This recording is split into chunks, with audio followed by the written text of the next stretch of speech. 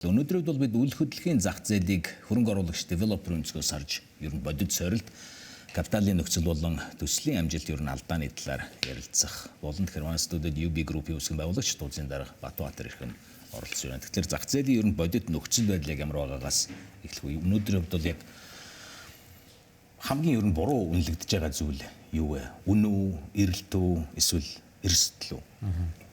За, урьж оролцсон баярлалаа. Тэгээд өнөөдрийн манай үйл хөдлөлийн зах зээл бол мэдээж идэвхтэй явж байгаа. Өнөөдөр мэдээж Улаанбаатар хотын хамгийн толомцсон асуудал бол агаарын бохирдол, утаа тийм ээ, хөрсний бохирдол, замын түжрэлийн асуудал байгаа.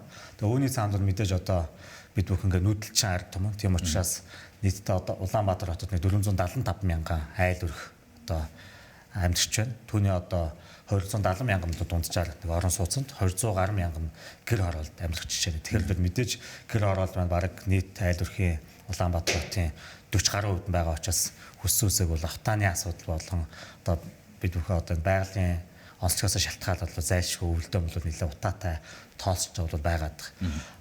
Гэхдээ нөгөө талдаа бол яг жил болгоныг дунджаар 23 мянган айлын орон сууцны эрэлт хэрэгцээ байдаг боловч энэ маань таны саяны асуудыг яг эрэлт хэрэгцээ байгаа олж нөгөө талдаа эцэг хэрэглэгчийн санхүүжилтийн асуудлаас болоод бас хангалттай эрэлтээ хангаж чадахгүй байгаа юм нөхцөл байдалтай байна.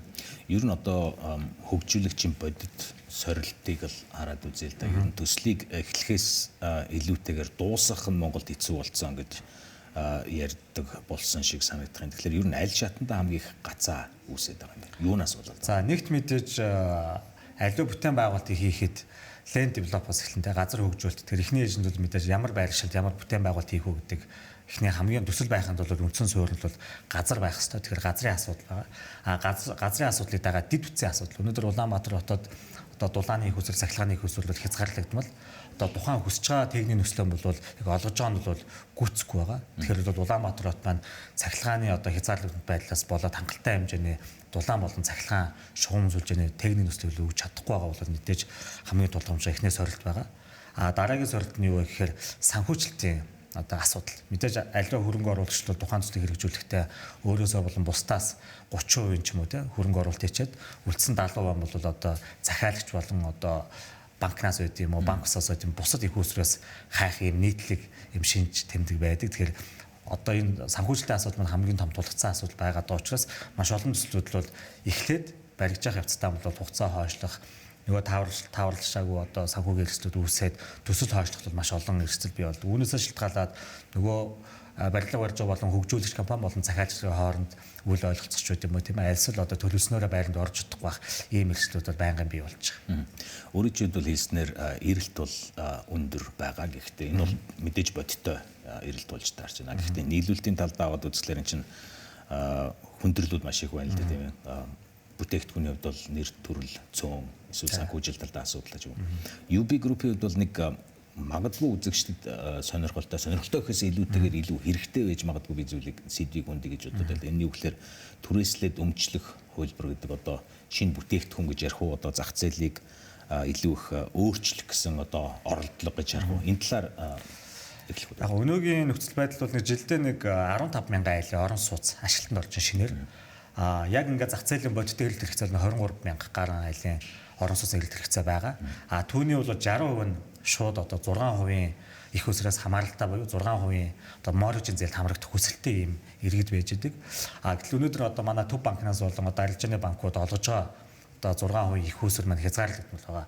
Нийт энэ бодиттой эрэлт хэрэгцээ байгаа 18 мянга гаруй 6% зээлэнд хамрагдах хүсэлттэй хүмүүсийн дөнгөж 6 мянган л жил дунджаар 6% хүүтэй их усрыг олж авч чадчихсан. Тэгэхээр нөгөө талдаа бараг 70% нь бол ямар нэгэн тийм 6% их усрыг авч чадахгүй компани хуулийн эзэмш байт юм уу те. Альсвал бусад бүтээгдэхүүн хамрагддаг. Энэ өөрөө эрсдлийг маш их дагуулж байдаг. Яагаад вэ гэхээр 3 жилийн хугацаанд хуулийн эзэмд орё гэчихэд нөгөө төсөл нь ажилтнанд орох 10 жил болдог ч юм уу те. Бас нөгөө талдаа нэг айлын хаалгыг 2-3 иргэнд санхүүгийнхаа хүндрэлээс болоод дамлаа загчдаг. Тэгээ өнөөсөө бол иргэний маргаа үүсдэг ч юм уу. Үүнээс бол маш олон иргэд л сүүлийн жилүүдэд бол хохирол амсаж байгаа. Мөнгө төлчөөд 10 жил байраа хүлээчээд байрч байхгүй мөнгөж байхгүй болчдөг.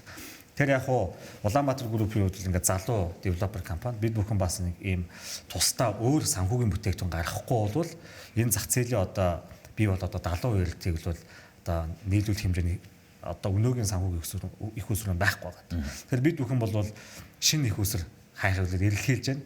Тэгээд одоо хувийн хвшил дундаас бол анх удаа зах зээл түрээслээд өмчлөлтөг хэлбэрийн орон сууцны төслийг 2026 он буюу энэ жил 2 дугаар өдөр барилгын ажлыг эхлүүлэхээр төлөвлөж байна. Бид бүхэн энэ хөтөлбөрийнхаа хүрээлэлд нийтдээ 20,000 айлын орон сууцыг 10 жилийн хугацаанд барьж байгуулна гэсэн юм төлөвлөгөөтэй явж байгаа. Энэ жилийн үед бол эхний ээлж нэг 400 гаруй айлын орон сууцыг түрээслээд өмчлөлтөг хэлбэрээр одоо зах зээл санал болгохоор ингээ ажиллаад явж байгаа. Тэгэхээр тухайн төсөл маань бол мэдээж маш олон тийм сорилтуудад тулгараад явж байгаа. Тэр нь юу вэ гэхээр бид бүхэн бол одоо арилжааны банкнаас 20% хүүтэй зээл ч юм уу бонд босгоод төслөө хийж байгаа. Гэтэл нөгөө талд яг 20% хүүтэй иргэдэд зээл ирчим өгнө гэхээр л мэдээж иргэд маань тэр хэмжээний санхүүгийн ачааллыг бол даах боломжгүй. Тийм учраас бид нар одоо зөрүү одоо тэр санхүүгийн их хөөсөр болон санхүүгийн нэмэлт зардлыг хэрхэн шийдэх вэ гэдэг ийм хамгийн том сорилттой тулгараад явж байгаа гэсэн. Одоо түрээслээд өмчлөх хувилбар гэдэг маань нэрнээс ахуулаад их ойлгомжтой юм л да. Гэхдээ гол нь одоо яг ялгаа нь яг юу юм бэ? Иргэдийн хувьд бол хамгийн их одоо нийцтэй бөгөөд хүлээцтэй байж магадгүй юм. Мэдээж үгдээ одоо 200 гаруй мянган айлын орон сууц шаардлагатай Улаанбаатар хотод. Мөн дээрээс нь манай Монгол улсын залуучууд хэдэн зуун мянган залуучуудаас гадны улсад ажилд хөдөлмөрлөд ингээд явж байгаа. Тэр залуучууд маань морожийн зээлэнд нийгмийн дадлын шимтгэл төлдөг учраас хамрагдах боломжгүй байдаг. Гэтэл тухайн иргэд залуучууд маань бол одоо юу гэдэг 30%-ийнхаа урьдчилан төлөөд явчих боломжтой байгаад байдаг. Гэтэл 70%-ийнхаа санхүүжилтийг шийдэж чадахгүй юм нөхцөл байдалтай байгаад байна. Тэгэхээр яг бид бүхний хувьд бол 30% төлөөд 10 жилийн хугацаатай түрээслээд өмчлөх юм одоо бүтээгдэхүүнийг зах зээлд санал болгож байна гэсэн. Тэгэхээр ер нь Монголын барилгын салбарт, үйл хөдлөлийн салбарт хамгийн одоо том сул тал санаандаа биш, төсөлдөөн биш, ер нь гүйцэтгэл дээр байдаг гэдэгт ер нь таны хувьд бол санал нийлдэг. Одоо танай хувьд жишээ нь гүйцэтгэл дээрээ одоо бүрэн итгэлтэй байгаа учраас өөрөлдөө сул талаа хаач чадсан учраас түрээслээд одоо худалдаж авах энэ хувилбар руу нэлээд хүчтэй шахаж яана гэж ойлгож байна. Тийм мэдээж бид бүхэн зах зээлийн зарчмаар ингээ хөгжөөд явж байгаа. Хуучин бол одоо барилгын компани гэхээр бүхэл юмыг өөрсдөө хийх үздэг байсан. Бараг одоо туслан гүйцэтгэгчтэй девелопер хөрөнгө оруулж бүх одоо ажлаа өөрсдөө хийх гэдэг байсан. Одоо илүү зах зээл маань хөгжөөд девелоперийн ажлыг барилгын компанийн ажлыг хөрөнгө оруулалтын ажлыг ингээ хийгээд явах юм бол илүү дагнаад илүү мэрэгсэн болоо зах зээл маань энийг бол шаардаад ингээд явж байгаа. Өнөөдөр яг бид бүхний хувьд бол хамгийн том мэдээж тулгарч байгаа асуудал бол санхүүжилтийн асуудал. Өнөөдөр манай Монгол улсын зах зээлд банк ус бонд өөр санхүүгийн бүтээгдэхүүн байхгүй хөрөнгөний зах зээлд бас тийм сайн хөгжиж чадаагүй байгаа тийм. Одоо хөгжингүй орнуудад бол одоо үйл хөрөнгөний ихтгэлцэл буюу rate real estate investment trust гэдэг бүтээгдэхүүн бол хөгжсөн байдаг. Тухайн бүтээгдэхүүнээрээ бид бүхэн тухайн төснөө цаасан дээр байхад нь үнэлээд хөрөнгөний бирж дээр гаргаад тэг хөрөнгө оруулалтыг босгоо явдаг. Тухайн одоо рейтийг бол дурын одоо иргэн аж ахуйн худалдаж аваад хүссэн үедээ зараад арилжаалаад ийм байдлаар бол энэ үүдэлх хөрөнгөний зах зээл маань л одоо Сингапур, Хонконг, Америк томоохон дэлхийн улсууд бол аль хэдийн хөгжсөн. Гэтэл Монгол улсууд бол рейтинг хууль байхгүй учраас бид бүхэн бол санхүүгийн бүтээгдэхүүн маань зөвхөн банкны зээл, хөрөнгө оруулалт, банк ус, бонд гэдэг ч юм уу тийм маш тийм хязгаарлалт хүрээнд явж байгаа учраас өнөөдөр Улаанбаатар хотын болон Монголын бүхэл барилгын компаниудын тулгарч байгаа хамгийн том асуудал бол санхүүгийн их уср болон санхүүгийн одоо энэ өртгийн асуудал байна. Тэгэхээр иргэд энэ маань иргэдэд бол нэлээд юу байдаг вэ? Бүтээгдэхүүн илүү хойрог байдаг. Эсвэл дөрөвний хэлснээр 70% нь хоосон хоцордог гэдэг юм байна шүү дээ. Одоо ингээд би танд ингээд ерөнхий бүтцийн тайлбарлая л да. Өнөөдөр ингээд Улаанбаатар дунджаар 1 м орон сууцны үнэл бол 4,500,000 байж байна. Гэтэл тухайн орон сууцны яг барилгын өөрийнх нь зардал нь бол 60% л байгаа. Газар барилга бүх юм нь ороод дид бүтсэн ороо тийм ээ. Гэтэл нөгөө орон сууц маань 2 сая гаруй төгрөг босоод байдаг. Гэтэл зах зээл дээр 4,500,000 зарагдаад байдаг. Үүний гол асуудал нь юу вэ гэхээр ерөөсөө санхүүжилтийн зардал дээр бараг 30 орчим хувь нь ерөөсөө цэвэр зээлийн их усргүй санхүүжилтийн нэмэлт одоо өртөг болчихдог. Тэгээд тухайн одоо девелопер барилгын компани ашиг. Тэр өнөөдрийн одоо ингээд санхүүгийн бүтээгдэхүүнд харьцуулахад бол Улаанбаатар хотод үйл хөдлөх хөрөнгийн үн үл тийм хөөсрөөдөж байдаг юм уу? Нөгөө барилгын компаниуд нь одоо дээр үе шиг нугал зардаг тийм бол байхгүй. Дунджаар нэг сайн төсөл бол нэг 10-аас 20% ашигтай. Хэрвээ цаг алдах ч юм уу муу байх юм бол бүр алдагдлалт хүрэх хэмжээний ийм нөхцөл байдалтай явж байгаа зах зээл.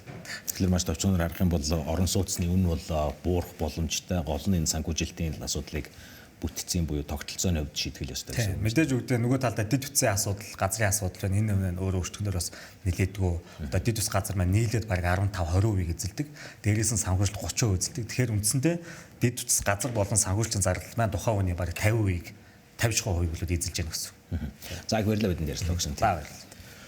Ингээд хөрөнгө оруулагч девелопер өнцгөөс ерөн зах зээлийн бодит зураг мөн бодит үн болон гүйцэтгэлийн сорилмон цаашдын чиглэлийн талаар та бүхэн бас тодорхой ойлголт авсан баг. Тэгэхээр үйл хөдлөлийн салбарын дараагийн шатнд зөвхөн барих биш, зөв төлөвлөж, зөв санхүүжүүлж, бас зөв гүйцэтгэх дээр тогтохоор байна. Тэгэхээр энэхүү хилцүүлгийг бид цаашид CNBC Real Estate and Finance Summit дээр илүү өргөн хүрээнд үргэлжлүүлэх болно. Өнөөдөр өглөөний үед бол UB Group-ийн дуудлын дарга Батбаатар ирхэн CNBC-д оролцлоо.